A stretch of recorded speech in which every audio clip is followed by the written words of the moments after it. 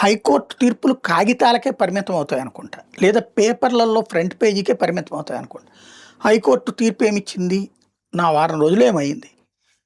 దానికి అనుగుణంగా ర్యాలీలు చేశారు, ఊరేగింపులు చేశారు జీవకారుణ్య సంఘాలు. కోళ్ళని హింసించొద్దు, కోళ్ళకి కత్తులు కట్టద్దు, బరులు కట్టద్దు, లేకపోతే కనుక దాన్ని ఏమంటారు, దాని మీద పందాలు కాయొద్దు, జోదాలు ఆడద్దు, గుండాట్లు ఇట్లాంటివి పెట్టద్దు. ఇవన్నీ క్లియర్గా ఇచ్చింది. అందరు జిల్లా ఎస్పీల దగ్గర ఉన్నది, అందరు కలెక్టర్ల దగ్గర ఉంది, అందరూ ఎస్ఐల దగ్గర కూడా ఉంటుంది. ఈనాడు చూడండి, జ్యోతి చూడండి, పేపర్లు చూడండి, టీవీలు చూడండి, అంత క్లియర్గా ప్రతిదీ లైవ్లు ఇస్తున్నారు. అక్కడ యాంకర్లు వెళ్ళి మరీ మీటింగులు పెడుతున్నారు, అదే ఇప్పుడు టెలికాస్ట్ చేస్తున్నారు. పేపర్లలో ఫోటోలు వస్తున్నాయి. రాజకీయ నాయకులు, ఎమ్మెల్యేలు, ఎంపీలు, మంత్రులు అందరూ పాల్గొంటున్నారు.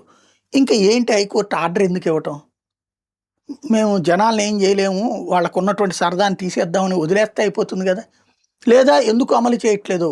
అందులో కనిపించినటువంటి కావాలంటే ఒక 4-5 రోజుల పాటు హైకోర్టు మొత్తం టీవీలు, పేపర్లు అవన్నీ పోగేసి సుమోటోగా కోర్టు దిక్కన కేసేసి అందరి మీదనే కేసులు పెట్టండి, అందరిని అరెస్టులు చేయండి అని చెప్పాలి. చెప్తుందా? మరి ఎందుకు ఈ కేసులు ఏంటి, ఈ ఆర్గ్యుమెంట్ ఎందుకు, దీని మీద తీర్పులు ఎందుకు? అంటే న్యాయస్థానం తీర్పు అన్నటువంటిది గ్రౌండ్లో ఆచరణలోకి రాదు అని తెలిసిన తర్వాత అప్పుడు న్యాయస్థానం ఇచ్చే తీర్పుల మీద విలువ ఉంటుందా? లేదు, పండగ అనేటటువంటిది సరదా, వాళ్ళ దోన వాళ్ళని ఆడుకోనియండి అని చెప్పాలి. లేదా ప్రభుత్వం మీదని చెప్పి ఆ కత్తి పట్టకుండా, డబ్బులు పందెం కట్టకుండా చూడాలి. స్వయంగా పవన్ కళ్యాణే చెప్పారు, కూటమిలో డిప్యూటీ సీఎం ప్లస్ మంచి జనాదరణ ఉన్న వ్యక్తి, జోదం గేదం ఆడద్దు, పండగ సరదాగా చేసుకుందాం అని. ఎక్కడన్నా ఆయన మాట అమలవుతుందా? రాజకీయంగానూ ఇంపాక్ట్ లేదు అక్కడ.